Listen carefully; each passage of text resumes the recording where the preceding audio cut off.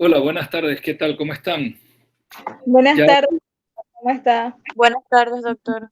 hola, Buenas hola. Buenas tardes, Buenas doctor. tardes, doctor. Buenas tardes, doctor.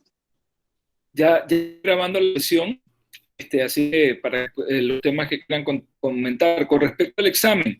Miren, la hora no es problema, ustedes nada más me dicen a qué hora les conviene, en qué hora no les molesta, o sea, tienen tiempo y yo programo para que el examen se abra a esa hora. El examen va, yo lo monto en la plataforma y yo pongo la hora que ustedes me digan que lo abra. Van a tener hora y media para hacerlo y va a depender de la hora que ustedes quieran.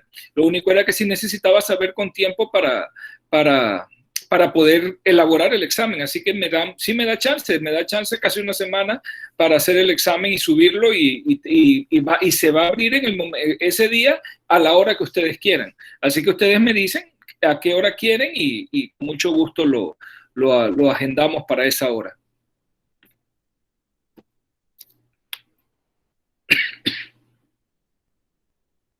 Es que la mayoría está, bueno, los que habían votado están de acuerdo con que sea la hora de la clase, de Ajá, 5:30 a 7. de 5:30 a 7. Perfecto, bien, no hay problema. Uh-huh. Así que se los abro, lo pongo en la plataforma y va a quedar abierto a partir de las 5:30 del jueves, entonces. Así que no hay problema. Pero si quieren algún cambio de hora, ustedes nada más me avisan y yo ajusto la hora, no se preocupen. A ver, comenzamos entonces. ¿Qué dudas tienen con respecto a la clase de del niño que requiere reanimación o la de tamizaje o la del examen físico neonatal 2?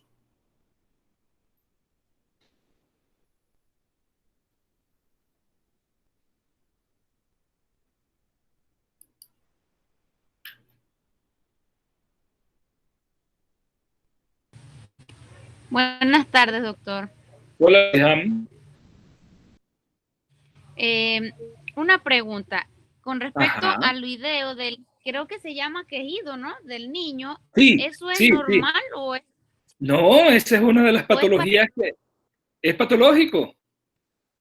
Ajá, Ese, entonces Este es uno de los criterios del Silverman-Anderson. En el Silverman-Anderson dice quejido ausente es 0, quejido audible con el estetoscopio es 1 y quejido audible a simple oído es 2. Eso es un signo y es un signo ominoso de dificultad respiratoria.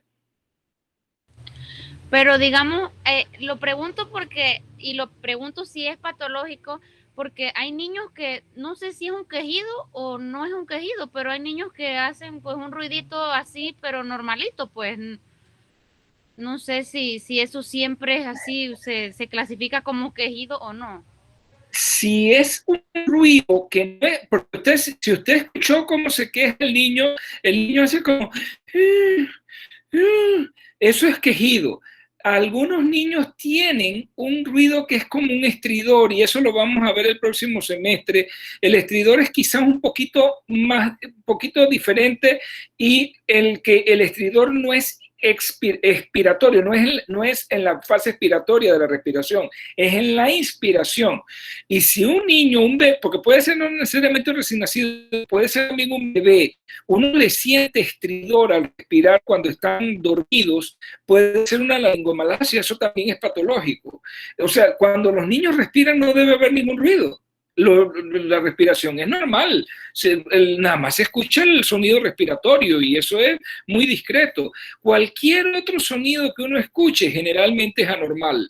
Entonces, eso de ruido normalito yo no lo considero tan normal. Cualquier ruido que tenga un bebé, ya sea espontáneamente cuando está despierto o dormido, hay que investigarlo porque generalmente son ruidos anormales, ya sea que sea en la fase inspiratoria, que en ese caso sería un estridor y que puede ser una laringomalacia congénita, o como en este caso, porque hablando específicamente del recién nacido o del lactante pequeño, porque el quejido expiratorio no solamente es no solamente es del recién nacido, el lactante pequeño también lo puede presentar cuando tiene dificultad respiratoria.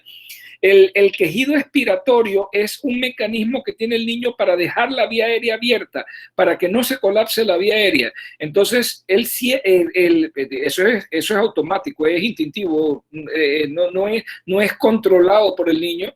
Hay un cierre parcial de la glotis durante la expiración para mejorar la capacidad residual subfuncional, es decir, para que no se colapse totalmente la vía aérea y se mantenga algo de presión. Podríamos decir que es un PEP, una presión positiva al final de la expiración, un PEP fisiológico que se mantiene para que la vía aérea no colapse. Si el niño bota el aire y disminuye mucho la presión en la vía aérea va a colapsar. Eso ocurre cuando hay algún tipo de problema en la vía aérea. Por eso es que escuchar ese quejido le dice a uno, este niño tiene algún tipo de problema. Y fíjese que en el Silverman Anderson dice quejido expiratorio. Si no se escucha es lo normal, no escuchar nada. Pero si se escucha leve, nada más con el estetoscopio es 1, y si ya se escucha a simple oído es 2. Y ese quejido es expiratorio, y usamos eso bien claro para definirlo del otro que puede ser un estridor inspiratorio, que puede ser un signo de laringomalacia o de algún otro tipo de problema, ¿no? No es tan frecuente el estridor en recién nacidos en lactantes pequeños. Cuando se da es por algún tipo de anomalía congénita, pero eso lo vamos a tratar el próximo semestre en patología, en la parte patológica de los recién nacidos lactantes y los niños más chicos, ¿no? Pero sí, ante la pregunta, ¿no existen esos ruidos así normales? Como que no. Habría que investigar. Todo niño que uno le escucha un ruidito cuando está respirando, hay que ver de qué se trata. Doctor, ahora que lo mencionó, a esos pacientitos le dan algún medicamento que sea tipo para activar el surfactante o algo así. O sea, yo sé que hay niños que les da estridor y así cuando, por ejemplo, dicen que sufren de rinitis alérgica, que en las noches tienen muchos quejidos y porque pues tiene obstrucción. Sí. Y a veces escuchan que respiran es por la boca. Ajá, y esos niños no tienen estridor o quejido, esos niños roncan. Eso es lo que hacen, es que roncan. Esa es otra manifestación de obstrucción respiratoria alta. Pero ya eso lo ve uno en niños más grandes, no en niños pequeñitos. En niños pequeñitos, sí, en lactantes sí se puede sentir eso. Las abuelas le llamaban eso antes el muermito. Y en esta época es bastante frecuente que lo veamos por la humedad. Entonces, el recién nacido lo que puede tener es como que ronca, es un ronquito. Las abuelas antes decían, el niño tiene un muermito. Eso sí se mejora si uno le pone solución salina normal, le hace lavaditos con solución salina normal en la naricita y elimina el exceso de secreciones. Eso tiene una explicación también. Lo que pasa es que, por ejemplo, en esta época usted mide la humedad relativa del aire, y la humedad relativa anda por encima del 90%, es el 95, 96%. El aire está demasiado cargado de humedad. Las secreciones respiratorias, como son mucoides, son mucosas, ellas se pueden hidratar, absorben agua. Cuando el niño respira, las secreciones absorben el agua del aire que está respirando, el vapor de agua, y se hidratan, se ponen más viscosas, se hacen más voluminosas, y entonces eso es lo que condiciona esa obstrucción parcial de la vía aérea tanto en el recién nacido como en el lactante pequeño, y a veces en niños más grandes también. El asunto es que el niño más grande sabe respirar por la boca, puede respirar por la boca, y por eso tiene un ronquido y hace ruidos y todo. El niño pequeño, el recién nacido y el lactante pequeño se desesperan con la obstrucción nasal porque ellos son respiradores nasales obligados. Ellos no coordinan bien respirar por la boca y les causa dificultad respiratoria el hecho de que se les tape la naricita. Pero si es por esa razón, nada más por exceso de secreciones, uno les manda solución salina normal para hacerle lavaditos nasales y mejorar el síntoma, porque eso es un síntoma, un hallazgo nada más, pues, que se da por el exceso de humedad, y mejora el síntoma. pero eso no es indicativo de infección ni de ningún otro tipo de problema. Eso es una cuestión fisiológica. Vuelvo y repito, si escuchamos quejido o escuchamos estridor, que es diferente, fíjense el sonido que tenía ese niño que se estaba quejando en el video que les puse. Eso es quejido. Si el niño se queja, si un lactante pequeño o un recién nacido tienen quejido expiratorio al respirar, eso no solamente es que es patológico, es grave. Eso es un signo ominoso de dificultad respiratoria y ese niño puede caer en insuficiencia respiratoria y fallo respiratorio rápidamente. Así que eso hay que ponerle atención, ese niño debe ser evaluado rápidamente. Gracias, doctor. Dice Diana, los ronquidos de los recién nacidos, ¿a qué se deben y hasta cuándo se consideran normales? Bueno, ya le expliqué, Diana, los ronquidos, ese muernito, se debe más que todo es a lo que estamos viviendo ahora mismo, esta llovedera, demasiada humedad, y no, eso sí no lo consideramos patológico, lo consideramos normal. ¿Hasta cuándo? Bueno, hasta cuando llueva y haya mucha humedad, cuando el clima está más seco, eso tiende a mejorar. Ahora que viene la estación seca, pues los niños, los chiquitos que han pasado mucho trabajo con esta etapa, a lo mejor les va a ir mejor. Ahí estaba escuchando esta mañana que la estación seca va a demorar porque hay el fenómeno de la niña en el Pacífico, la temperatura está muy fría en las aguas del Pacífico y eso nos va a traer a nosotros mucha lluvia, sobre todo en la vertiente del Pacífico, probablemente hasta entrado el mes de enero, así que eso va a seguir molestando, ¿no? Y sí, eso es como que dice, fisiológico y normal por el exceso de agua en el ambiente. El ronquidito es el muernito, que es señal de que hay mucha secreción en la nariz, no el estridor o el quejido. Erika dice que buenas tardes, si considera usted que se podría evitar la reanimación en el recién nacido en las consultas previas al parto. Ok, buena pregunta, Erika, y se relaciona mucho no solamente con la clase de esta semana, sino con la clase de la semana anterior y la determinación de riesgo. Si Erika, mientras mejor determinación y categorización del riesgo en la embarazada yo tenga, yo puedo predecir hasta cierto punto qué recién nacidos, qué parto va a ser más difícil y qué recién nacido tiene más riesgo de necesitar reanimación avanzada. Y de ahí la importancia, y se los recalqué varias veces, tanto en la clase pasada como en la clase actual, que hay que hacer mucho énfasis en la categorización del riesgo. Y cuando encontramos riesgo, esos niños deben nacer en un centro especializado para poder hacer una reanimación avanzada. No es que vamos a prevenir la reanimación. Lo que vamos a hacer es que el niño que tiene más riesgo de requerir reanimación nazca en el lugar donde esté el equipo, tanto humano como equipamiento, más especializado, más completo, para darle mejor oportunidad a ese niño de que nazca bien. Es decir, la determinación del riesgo establece la predicción, podríamos decir, del mayor riesgo, de la mayor probabilidad de necesidad de reanimación para trasladar oportunamente, y como yo les decía también en la clase anterior, es mejor trasladar a una embarazada que tiene riesgo para que sea atendida en el hospital de mayor complejidad que atender un parto con riesgo, con altas probabilidades de reanimación, tener que hacer reanimación y después tener que trasladar a un recién nacido a un hospital de mayor complejidad, con lo enredado y complejo que es estabilizar y trasladar a un recién nacido.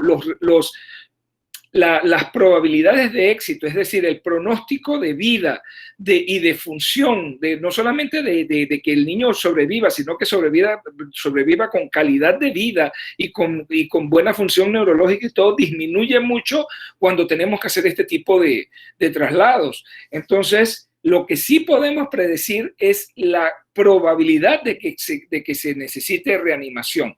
Ahora, otra pregunta relacionada ahí a lo que dice Erika. Y si yo hice una buena evaluación de riesgo y me estoy quedando en mi CONE básico, que puede ser en un centro de salud o en un MINSA-CAPSI, con una embarazada que no le he detectado ningún riesgo, eso me asegura 100% que ese niño no va a requerir reanimación. Lamentablemente les tengo que decir que no. A veces hasta un parto que no ha demostrado ningún tipo de problema en el embarazo ni en la labor y todo va bien y todo, de repente el niño nace y no nos respira.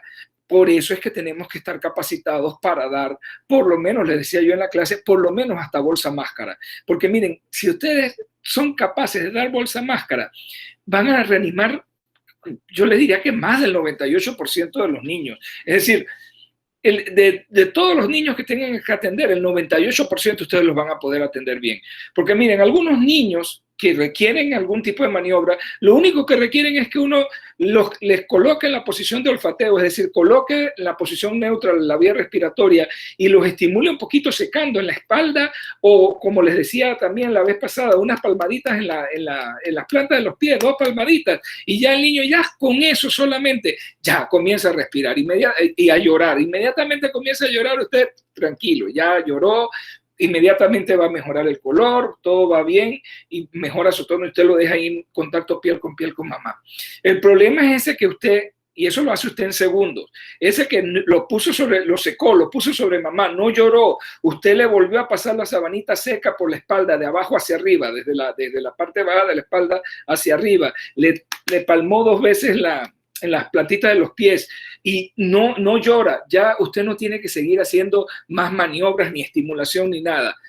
Llévese ese niño a la mesa de reanimación y comience bolsa máscara inmediatamente. Cuando el niño tenga 1 minuto, ya usted debe estar dando bolsa máscara. No es que después del minuto es que vamos a ver qué es lo que hay que hacer. Esto es rápido. Y en el video de reanimación ustedes se dan cuenta todos los pasos que da la persona que está atendiendo el parto rápidamente para comenzarle a dar ventilación bolsa máscara a ese bebé para recuperarlo lo más pronto posible. Así que la respuesta es compleja, Erika, no es una sola. La pregunta es si podemos evitar la reanimación. Bueno, tanto como evitar la reanimación, no. Obviamente, mientras mejor control prenatal hay, mientras más en mejor condición llegue la embarazada al parto, mucho menos riesgo de reanimación, pero aún cuando se haga buen control, aún cuando se trate adecuadamente a las embarazadas, siempre se va a encontrar usted con ese trastorno hipertensivo del embarazo. Voy a mencionar cosas que son de obstetricia, que van a ver en obstetricia el otro semestre, siempre se van a encontrar con un trastorno hipertensivo del embarazo, que a pesar de que usted controló la embarazada, la mandó al ginecobstetra y todo, pero llega con el trastorno hipertensivo del embarazo a la labor y al parto, y ese ya es un parto de alto riesgo, y que hay el riesgo de que el niño requiera reanimación o cosas que usted no puede cambiar, porque, por ejemplo, ¿cómo hace usted para mejorar el riesgo en una paciente que es falsémica? Ese es un embarazo y parto de muy alto riesgo, pero yo no le puedo quitar el derecho reproductivo a la mujer falsémica que quiere tener un bebé. Y es muy probable que ese niño vaya a requerir reanimación y que vaya después de que nazca, probablemente lo vamos a tener que observar en neonatología y todas esas cosas, pero bueno, es que eso no lo podemos evitar. Entonces, el punto es, siempre va a haber niños que requieran reanimación. La situación clara está en que yo debo poder, a través de la categorización del riesgo de la embarazada, captar a la gran mayoría que tienen ese riesgo para entonces que vayan a tener a su bebé en el lugar de mayor complejidad, a donde están no solamente pediatras, sino donde hay neonatólogos, donde hay cuidados intensivos neonatales, donde hay obstetras perinatólogos, es decir, obstetras que son especialistas en el bienestar fetal, que están pendientes de ese feto en las últimas semanas de gestación para detectar cualquier problema y si hay que interrumpir ese embarazo, interrumpirlo. O sea, ya eso es alta especialidad. Y aquí tenemos un centro para eso, es el Hospital José Domingo de Valdía. Pero para poder referir a esa embarazada oportunamente y que reciba esa atención, yo tengo que haber hecho esa categorización del riesgo y tengo que haber referido oportunamente. Hay embarazadas que uno prefiere irlas acercando a la instalación de salud a medida que se vaya acercando el parto para poder dar una mejor atención. Para eso se han creado las famosas casas maternas, que es donde si la embarazada vive lejos, se le trae a una casa materna para que si hay alguna complicación o algo esté cerca de la instalación de salud. Entonces esas son estrategias que se hacen, pero que están más enfocadas en la embarazada, no tanto en... Claro, a nosotros nos interesa acá en el cuidado de los niños, porque mientras mejor cuidada la embarazada y sus problemas, menos riesgo va a tener el niño. Pero lo que les quiero decir es que esto es conjunto, o sea, tiene que haber una buena comunicación entre el obstetra y el neonatólogo para mejorar eso que quiere Diana, o sea, que haya la menor cantidad de reanimaciones posibles, que quiere Erika, que haya la menor cantidad de reanimaciones posibles y que cuando se requiere reanimación se dé realmente en el lugar que se deba hacer. Dalesca dice que si existe... Ajá, espera un momentito, Erika, déjeme ver la de Dalesca. Si existe... está bien. Ajá. Que si existe alguna complicación del tamizaje neonatal. Recuerdo que por mi casa hubo un recién nacido que después del tamizaje le tuvieron que amputar la piernita y la madre decía que fue causado por el tamizaje. Eso está raro. Eso está bien raro porque con la técnica adecuada el tamizaje no debe ocasionar ningún tipo de problema. Es una puyadita en el talón que bien realizada, adecuadamente realizada por personal entrenado, no debe dar ningún tipo de dificultad. Realmente no conozco ese caso, habría que revisarlo, Dalesca, pero no debe ser, o sea, si fue a causa del tamizaje, de la punción para el tamizaje neonatal, fue una pésima realización de esa punción, porque eso no debe tener ningún tipo de complicación. Eso se hace, imagínense, a todos los niños que se le hace ese tamizaje es importante la cantidad. Erika, ¿qué nos quería decir? ¿Qué nos quería agregar, Erika? Ahorita que mencionó de lo del alto riesgo, los exámenes que se hacen en el líquido amniótico, ¿son buenos? ¿O tienen algún riesgo? Siempre tiene riesgo, pero en manos de un buen obstetra eso es un procedimiento casi que de rutina, podríamos decir. ¿Y aquí en Panamá se hace? Sí, en todos los hospitales se hace, donde hay obstetras se hacen exámenes de líquido amniótico. Los exámenes de líquido amniótico pueden tener varias intenciones, varios objetivos. Si se hacen tempranamente, también se hacen como parte del tamizaje para detectar anomalías o, por ejemplo, cromosomopatías en ciertas edades o en ciertos problemas, para cuando se sospecha, por ejemplo, síndrome de Down, se puede hacer diagnóstico temprano. Ahora hay otras técnicas mucho más sencillas que una amniocentesis para detectar eso, pero sí, hay diferentes indicaciones, pero ya al final del embarazo nos ayuda mucho a los pediatras también cuando el ginecólogo el obstetra hace la amniocentesis para estudiar el líquido amniótico, porque en el estudio del líquido amniótico el obstetra nos puede determinar si hay o no madurez del pulmón fetal. Entonces, si hay una amenaza de parto pretérmino que no avanzó y el obstetra hace la evaluación del líquido amniótico para ver si hay madurez pulmonar y detecta que no hay madurez pulmonar, le queda el chance de aplicarle, si no se le había aplicado, de aplicarle corticoides, betametasona. Eso también lo vamos a ver el próximo semestre cuando veamos patología y veamos lo importante que es esa maduración pulmonar para mejorar el pronóstico de un pretérmino. Se le aplica betametasona a la mamá y eso conlleva madurez pulmonar del feto. Lo que buscamos es que aunque ese parto se adelante, el niño ya venga con un pulmón más maduro y tenga menos complicaciones. ¿Ok? Entonces, pero sí, la amniocentesis es un procedimiento de rutina en obstetricia. Eso se hace bastante frecuente, eso no es infrecuente. pero sí ayuda a definir madurez pulmonar en los casos de amenaza de parto pretérmino, le ayuda al mismo obstetra a manejar a su paciente, porque por ejemplo, si tenemos una embarazada de 34 semanas con amenaza de parto pretérmino, pero el obstetra hace la amniocentesis y determina que el líquido, a través del líquido amniótico, que esos pulmones ya están maduros, si la señora se vuelve a activar nuevamente, no se va a hacer nada para tratar de evitar que el parto se dé. Se le deja que el parto progrese, porque ya sabemos que van a hacer un pretérmino que va a tener riesgo, pero estamos en el hospital, hay neonatólogo y además ya el líquido amniótico demostró que el pulmón era maduro, por lo tanto el niño va a tener menos riesgo respiratorio y se le da parto aún sabiendo que vamos a tener que monitorizarlo algunos días en neo y todo, pero por algo estaba evolucionando hacia el parto pretérmino. Entonces ayuda a tomar decisiones.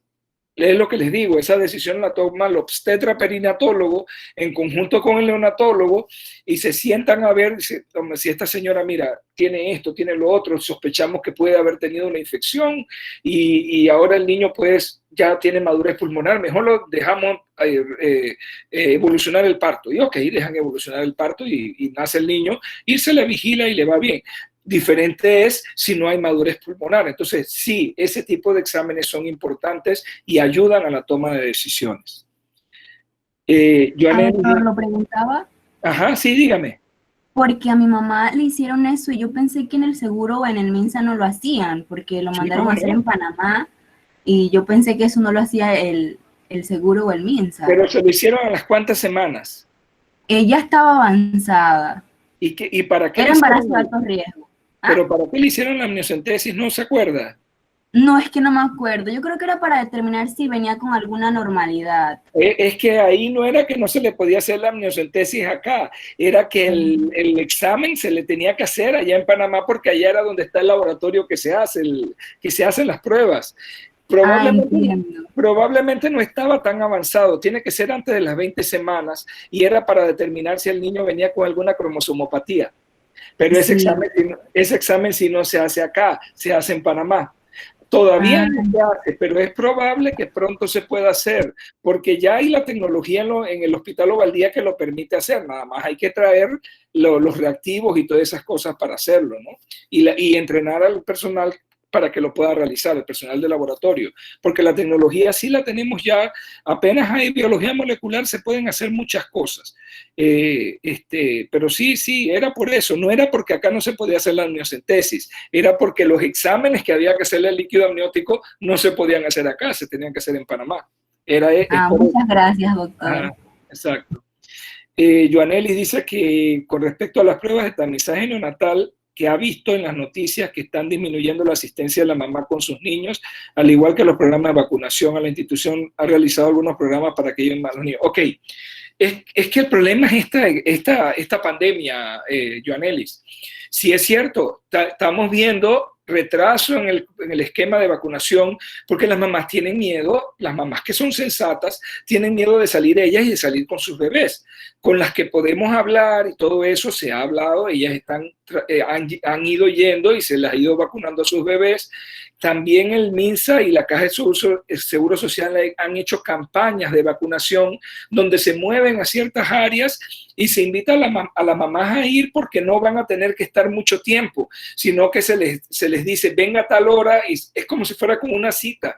Cuando mucho hay 2 o 3 mamás esperando, solamente es para vacunas, se les vacuna a las mamás, a los bebés y ya, se van a su casa. Y eso ha mejorado también la cobertura de vacunación.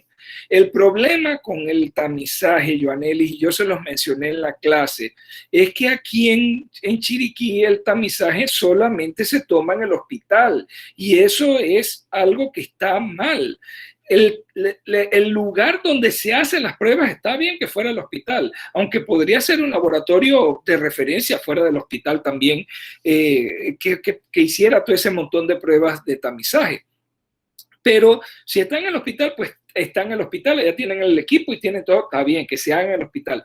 Pero la toma de muestra no debería ser en el hospital, porque la toma de muestra debe ser lo más cercano a donde está el bebé para que la mamá le sea más fácil llevar al bebé y que le tome la muestra. Recuerden que es entre el tercer y cuarto día. Entonces, póngase usted a pensar una señora que vive acá en Bugaba, pero no aquí no en Concepción, sino en algún campo de Gómez, por allá arriba, poco lejos, difícil de salir, con problemas de transporte, y que usted le da salida cuando el niño tiene 24 horas. Y ella se va, a lo mejor ese día, esa tarde, se quedó donde una hermana aquí en David o en Boquerón, y al día siguiente es que se va para su casa, para regresar 2 días después hasta Carlos Valdía para que le tomen una muestra de sangre al bebé. Imagínense lo complicado que es eso. Ella acaba de parir, es toda una complicación. ¿Por qué mejor no hacemos el tamizaje allá en los centros de salud de Bugaba, y allá la mamá lleva al niño, se le toma la muestra y la muestra se viene entonces para el hospital?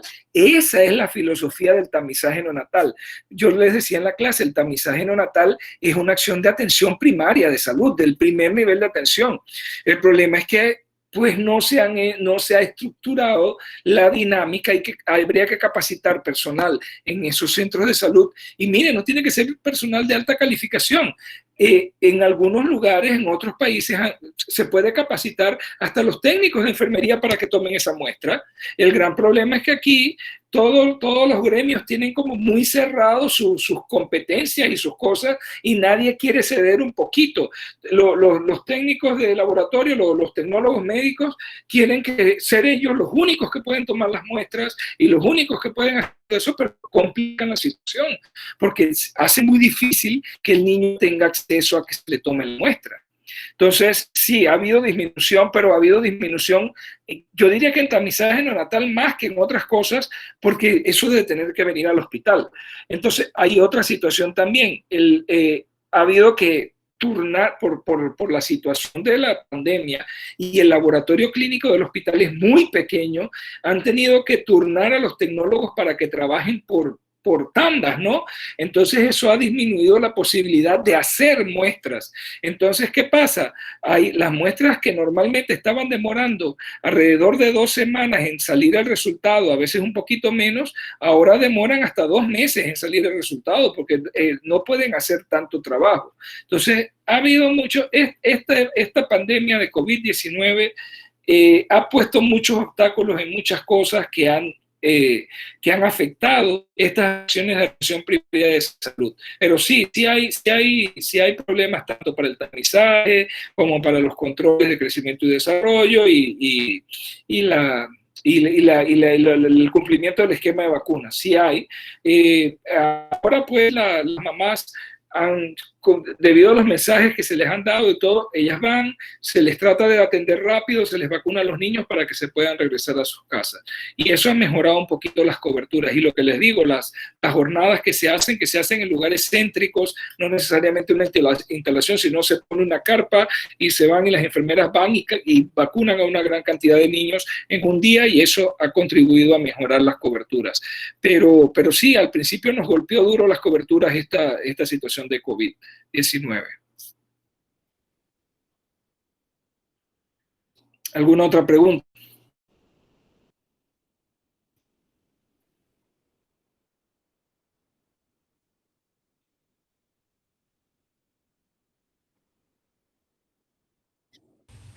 Doctor, sí, dígame. Con respecto al meconio, ¿no? Al meconio, sí. ¿En qué circunstancias, digamos, un niño broncoaspira eso? ¿O qué lo lleva? O si es normal, digo, que elimine meconio, o si no es normal. Y ahorita le cuento el por qué la pregunta, porque ocurrió una situación. En el parto. Ajá. Ok. Eso es que estamos entrando en material del otro semestre, eso es el segundo semestre de pediatría 2, pero voy a explicarle rapidito para que no se quede con la duda. Hay 2 mecanismos para la expulsión de meconio, el fisiológico y el patológico. Cuando un niño ya pasa de las 40 semanas, sobre todo si ya está en las 41 semanas, por ahí, 40, 41, es muy frecuente, puede ser hasta un 5 a 10% un poquito más de partos de esa edad gestacional que pueden tener meconio. Y no es porque el niño tiene ninguna patología ni nada, sino es que como ya el sistema digestivo está maduro y ante ciertos estímulos puede provocarse el reflejo se llena la ampolla rectal y el reflejo de evacuación, y de repente el niño puede evacuar in útero, y cuando nace viene ese líquido teñido de meconio, y a veces ya lleva varios días porque uno le ve las uñitas teñidas de meconio, la piel con meconio, pero ahí no fue que ocurrió nada malo, sino que simple y sencillamente fue un mecanismo fisiológico porque ya el niño estaba maduro. Otra cosa es el mecanismo patológico. Cuando un niño está sometido a asfixia, recuerden, vimos la fisiopatología de la asfixia, está sometido a asfixia intraútero, es decir, le está llegando poco oxígeno y pocos nutrientes, pero sobre todo poco oxígeno, porque algo está afectando la circulación uteroplacentaria y llega poco oxígeno a la placenta, y por lo tanto la mamá le pasa poco oxígeno al bebé.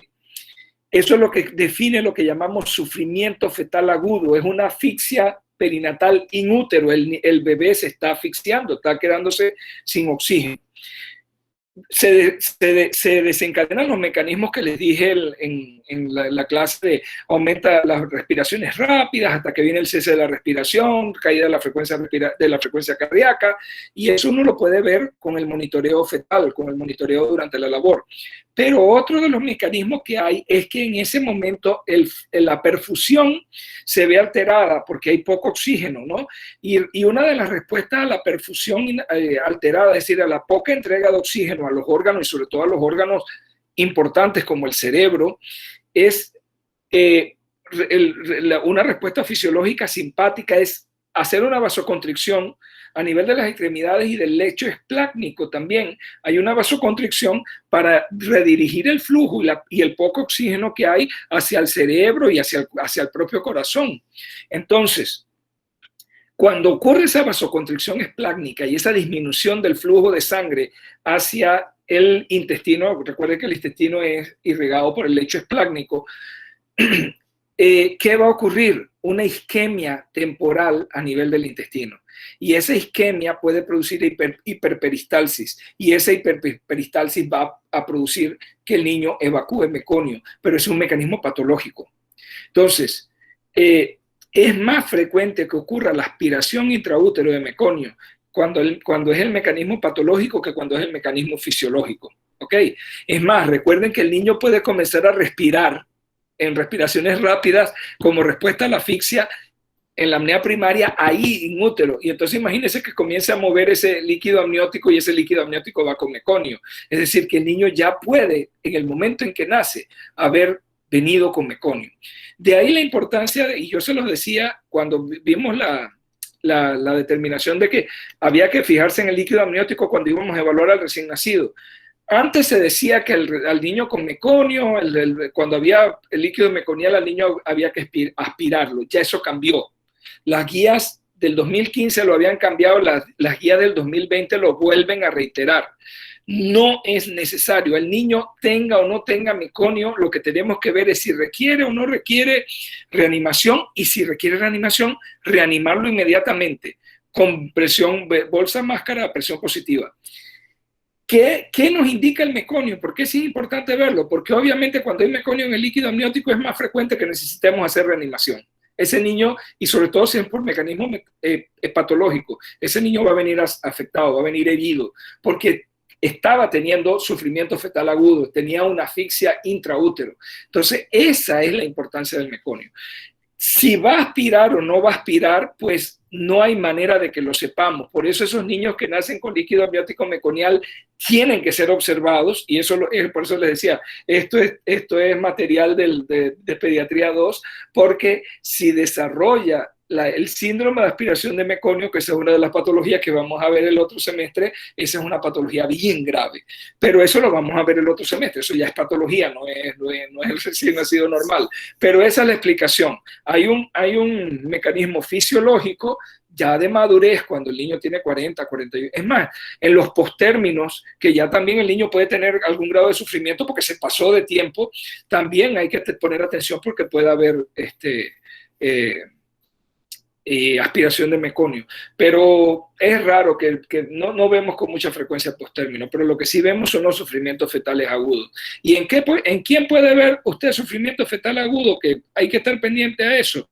En las mamás con trastorno hipertensivo del embarazo, nos metemos en obstetricia de nuevo, en mamás con trastorno hipertensivo del embarazo, en mamás con algún tipo de complicación médica que complique el embarazo, por ejemplo, una mamá con trastornos tiroideos, una mamá diabética, una mamá cardiópata, todos esos embarazos tienen el riesgo de que el niño en el momento de la labor y el parto me desarrolle una asfixia intraútero, es decir, un sufrimiento fetal agudo, y eso lo tiene que determinar el obstetra. Entonces, eso ya es terreno de obstetricia, pero obviamente una de las manifestaciones que va a tener es que el niño puede nacer con un líquido meconial, y eso amerita vigilancia. Tiene más riesgo de necesitar reanimación y hay que vigilarlo por la probabilidad de síndrome de aspiración de meconio.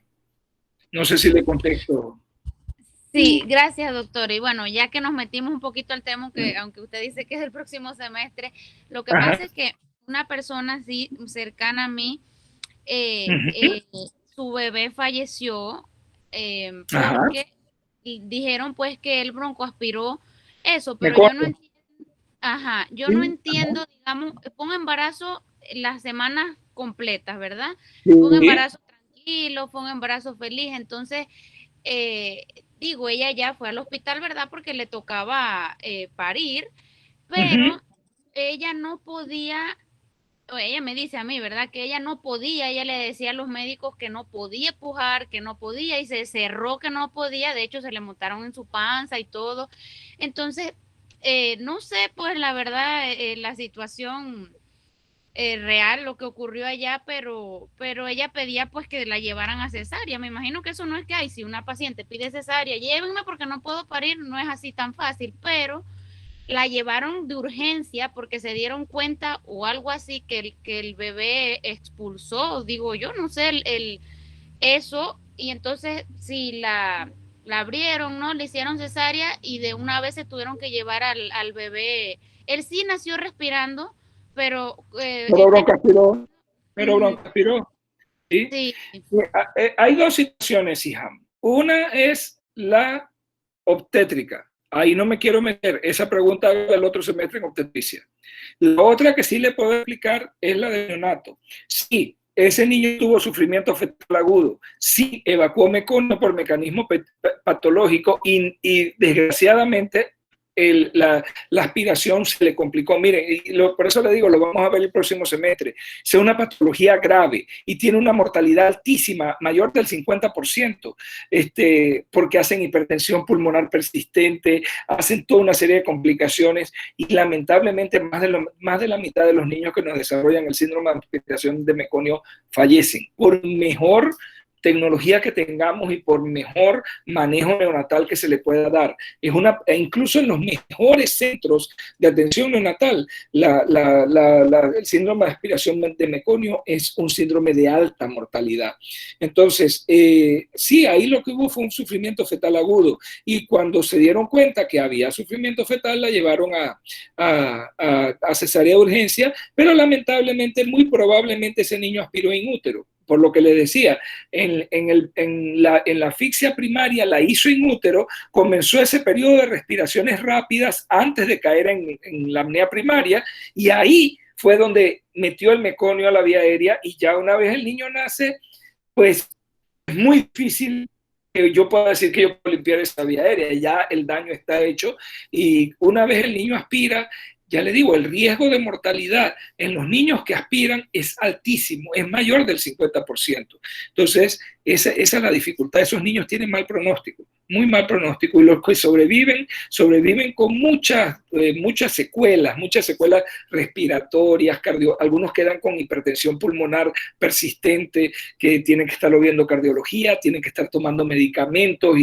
y pueden quedar con encefalopatía hipóxico-isquémica, porque hacen unas hipoxias terribles en la etapa neonatal. Entonces, es de alta mortalidad y un alto porcentaje de los que sobreviven quedan con secuelas y con secuelas graves. Así que sí, el síndrome de aspiración de meconio es un síndrome grave, es una enfermedad grave del neonato. Gracias, doctor. ¿Cómo no? Y hay otra cosa, Siham. ¿Se acuerda lo que le expliqué a Erika? Yo no puedo predecir al 100% que un embarazo no se va a comportar con problemas al final, aun cuando el embarazo haya sido sin riesgo. Uno siempre se enfrenta a esa posibilidad. Un embarazo que ha venido bien controlado, que no tiene ningún factor de riesgo ni nada, y en el momento de la labor se presenta alguna complicación. Por eso es que uno siempre tiene que estar prevenido, uno tiene siempre que anticipar y estar listo para reanimar, aun cuando se trata de un embarazo de bajo riesgo. Gracias, doctor. ¿Cómo no?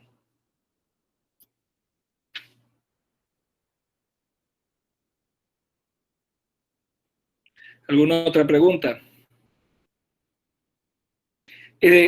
Como en el examen físico neonatal, fíjense, es imposible que yo les diga todas las posibilidades de cosas que ustedes pueden encontrar en un examen físico neonatal. Sin embargo, yo quiero más que ustedes se enfoquen en qué es lo normal, y que cuando algo se sale de lo normal, inmediatamente ustedes tienen, en un recién nacido, todo es potencialmente grave. Cuando ustedes encuentran algo que no es normal, inmediatamente tienen que solicitar ayuda. Si están en un hospital donde hay pediatras, pues pidan, o residentes de pediatría, que venga el residente de pediatría, que venga el pediatra. Si hay neonatólogo, que venga el neonatólogo que nos aclare la situación, porque en el recién nacido todo es potencialmente grave. Afortunadamente, la gran mayoría de recién nacidos de bajo riesgo son normales, uno no encuentra nada. Sin embargo, hay ciertas cositas a las que uno tiene que estar pendiente. Mire que les insisto mucho, cuenten los deditos del pie, cuenten los deditos de las manos, porque se le escapan a uno a veces una polidactilia o algo, y todo eso es importante verlo.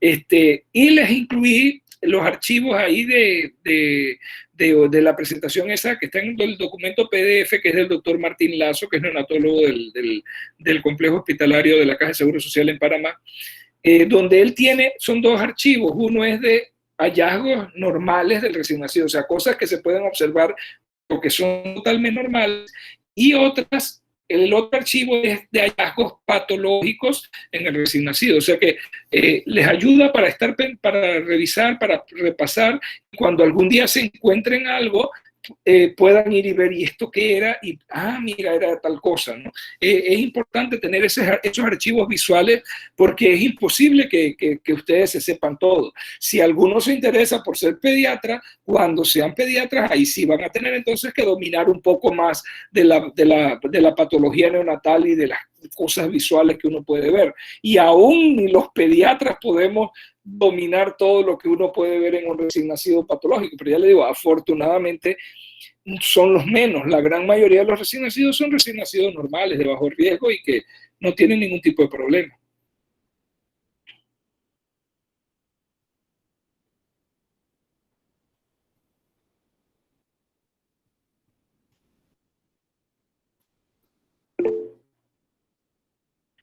Yodelis hace una pregunta.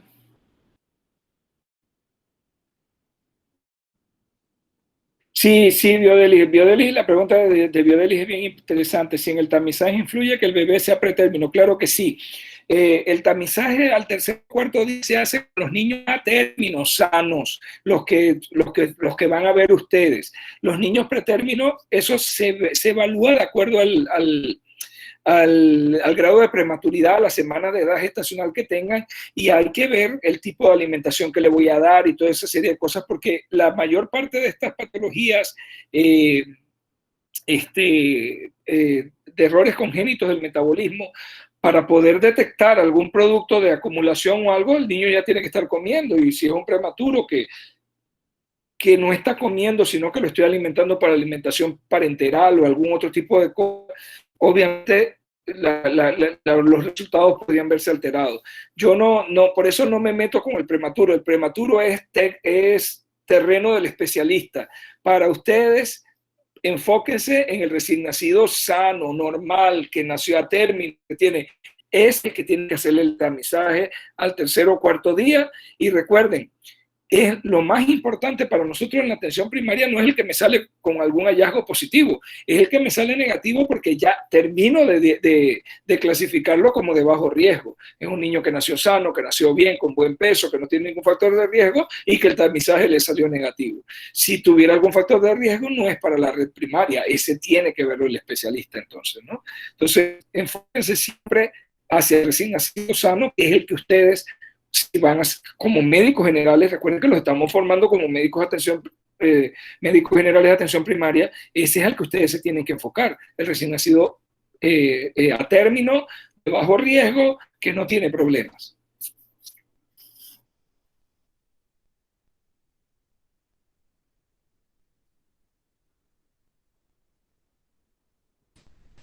Doctor, vengo de nuevo.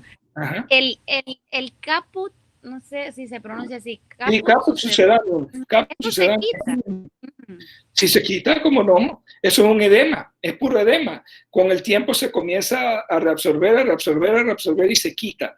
Los que pueden persistir son los cefalohematomas, porque a veces se organizan y se calcifican. Entonces queda como un cachito ahí, porque se calcificó. Entonces, sí, con el tiempo desaparecen porque la calota se remoldea, es decir, hay un remoldeamiento, un remodelamiento de ese hueso y va desapareciendo con el tiempo. Pero todavía en la etapa de lactante uno le siente el cachito al niño ahí, la pelotita, donde estaba el cefalohematoma calcificado. Porque el cefalohematoma es eso, es un hematoma, es sangre subperióstica que se puede organizar y calcificarse. El caput no, el caput es un edema de la piel, del cuero cabelludo, que con el tiempo ese edema se reabsorbe, por muy grande que haya sido, no persiste. Pero claro, le lleva su par de días, mientras más grande es, más le demora reabsorberse. Pero no compromete nada, digamos, o sea, es normal. ¿Qué me preocupa, Siham, cuando yo veo a un niño con caput succedaneum, o más cuando lo veo con un cefalohematoma? Es que hubo trauma natal. Ese niño no le salió el cefalohematoma o el caput succedaneum así por amor al arte, por ¿cómo le digo? Así por amor al arte de repente. No, eso lo que le indica a usted es que ese niño, la cabecita de ese niño estaba chocando contra el pubis o contra los huesos de la pelvis y eso es un trauma. Entonces, puede haber habido algún grado de trauma intracraneal o algo, no sabemos. Ese niño uno lo vigila y lo vigila durante el desarrollo para ver que todo vaya bien, porque hubo trauma natal. Todo eso se llama trauma natal. El caput succedaneum, el cefalohematoma, la elongación, la lesión del plexo braquial por tracción de un hombro en el momento de un niño muy grande, en el momento de salir el hombro hay que traccionarlo y se le lesionó el plexo braquial, el niño quedó con una parálisis de uno de los bracitos. Un bracito lo mueve bien, el otro no lo puede mover porque tiene una parálisis.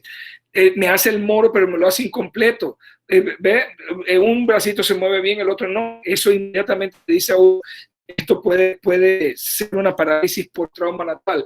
Todo eso lo englobamos dentro de trauma obstétrico. Se llama así, trauma obstétrico, porque son traumas que ocurren en el momento del nacimiento. Incluso puede haber traumas obstétricos mucho más importantes, como por ejemplo una fractura de húmero o una fractura de fémur al tratar de extraer un niño muy grande, porque era un macrosómico y la mamá era una mamá chiquita. Entonces, son situaciones que inmediatamente le llaman la atención a uno, son señales de alerta de que a ese niño hay que darle un seguimiento un poquito más de cerca, porque tuvo un trauma natal, tuvo un trauma obstétrico, y obviamente eso no es normal, no estuvo bien, ¿no? Así que entonces sí, eso hay que vigilarlo, eso hay que vigilarlo. Todo eso son traumas. Claro, a veces hay algunos que están clasificados como trauma obstétrico, pero diríamos que son traumas menores, porque son producto del propio mecanismo del parto, al pasar por el canal del parto, por ejemplo. ¿Cuál?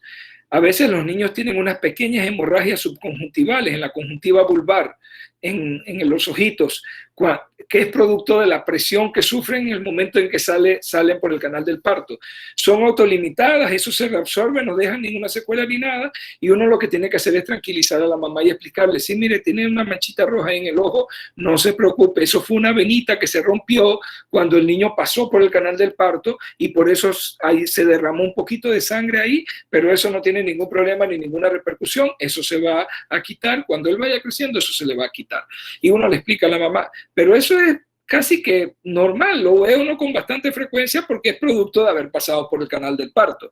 Pero ya cuando vemos cefalohematoma, o cuando vemos caput sucedáneo, o cuando vemos una parálisis del plexo braquial por trauma, por elongación del plexo braquial, o vemos algún otro, fractura de clavícula, he visto yo, por niños muy grandes que le dan parto vaginal a la mamá con pelvis estrecha, y cuando el niño pasa por el canal del parto, lo comprime tanto que se rompe una de las clavículas. Ya eso es trauma natal más importante, y uno debe sospechar que ahí que puede haber complicaciones, ¿no? Entonces hay que observar más de cerca a esos niños. Pero hay que estar pendiente siempre a eso. De ahí la importancia del examen físico neonatal. Hay que examinar bien a los niños. Gracias, doctor. ¿Y en qué circunstancia un niño viene con dientes natales? Eso es normal. Eso es normal, los niños pueden nacer con dientes. No tenemos ninguna explicación de por qué ocurre, simple y sencillamente que algunos niños se adelanta el desarrollo de esa dentición decidua y nacen con 1 o 2 dientecitos, generalmente los incisivos centrales. Y no tiene nada de malo, tampoco no indica ninguna patología ni nada. Así como hay niños que el primer diente les viene a brotar a los 10 meses, 11 meses, esos son muy tardíos también. Eso es muy variable, eso depende de niño a niño. No tiene ninguna explicación que yo le pueda decir de por qué se da o por qué no se da. Y no es patológico, es normal, es un hallazgo normal tener dientecitos al nacer. ¿Y la parálisis facial? Esa sí es trauma. Eso es trauma. Me llama la atención el montón de hallazgos, digamos, sí, que puso ahí, que se pueden ver en un niño, o sea, increíble. Eso es trauma natal, pero ya no se ve mucho la parálisis facial SIHAM, porque eso se veía cuando se usaban los forceps. Ya casi no se ponen forceps. Cuando una mamá no tiene problemas en la labor y todo, pues se va a cesárea. Antes se usaban mucho los forceps, y por una rama de forceps mal puesto se podía lesionar alguna ramita del facial o todo el facial, y el niño nacer con una parálisis facial, y ese era un trauma obstétrico también. Pero ya afortunadamente ese tipo de situaciones porque ya nadie pone forceps. Cuando el parto no evoluciona adecuadamente, generalmente se lleva a la mamá a cesárea. Gracias, doctor. Ya los forceps quedaron en la historia de la obstetricia.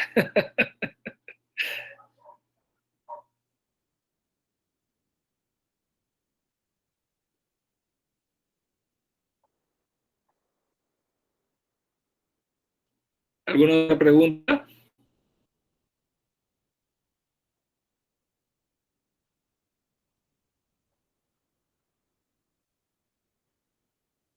¿O duda o comentario? Recuerden, miren, no se les olvide lo de la lactancia materna.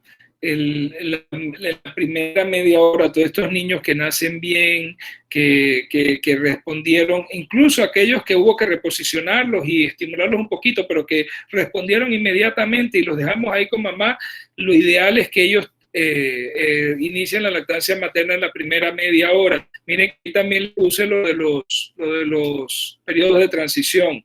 Eso ya muchos libros ni los toman en cuenta, pero a mí me gusta seguirlo tomando en cuenta porque es cierto. Después de la primera media hora de vida, al recién nacido uno no lo debe molestar, hay que dejarlo ahí en contacto piel con mamá y que se duerma y que mamá descanse también.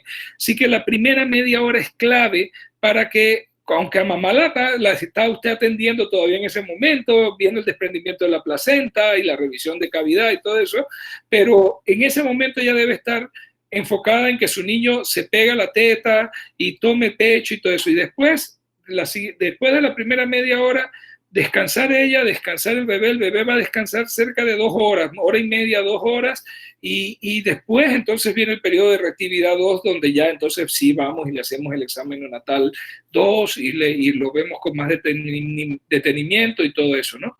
Pero sí, tengan siempre presente eso, el inicio de lactancia materna en la primera media hora. Ese es un indicador que tenemos que mejorar.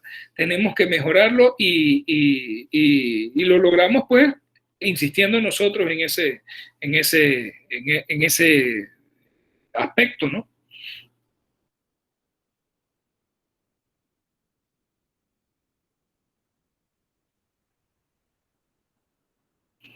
¿Qué otra pregunta?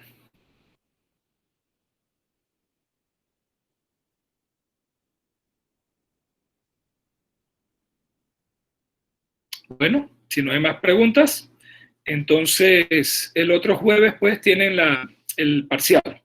Así que aprovechen el tiempo pues para estudiar y estaríamos haciendo el parcial el próximo jueves. Para la última semana es probable que se dé el simposio de Pediatría 2, que va a ser un simposio sobre problemas del adolescente. Para ustedes es obligatorio asistir a ese simposio porque es como un cierre de todos los temas de adolescentes que estuvimos viendo en este semestre. Así que cuando ellos definan la fecha, yo les voy a mandar la invitación, ustedes tienen que estar, yo voy a estar pendiente, yo voy a tener la lista y voy a ver quién está y quién no está, porque el que no está le bajo puntos del semestre porque es obligatorio asistir a ese simposio. Así que yo les voy a estar dando la invitación para que se conecten el día del simposio. Bueno, quedamos así entonces. Yo les programo el examen y por ahora quedamos que va a ser a las 5:30, pero si ustedes quieren algún cambio de horario o algo, solamente me avisan y yo les cambio el horario. Quedamos así, bueno, hasta luego, vamos a parar la grabación. Que pase buenas noches. Buenas noches, hasta luego. Hasta luego. Hasta luego.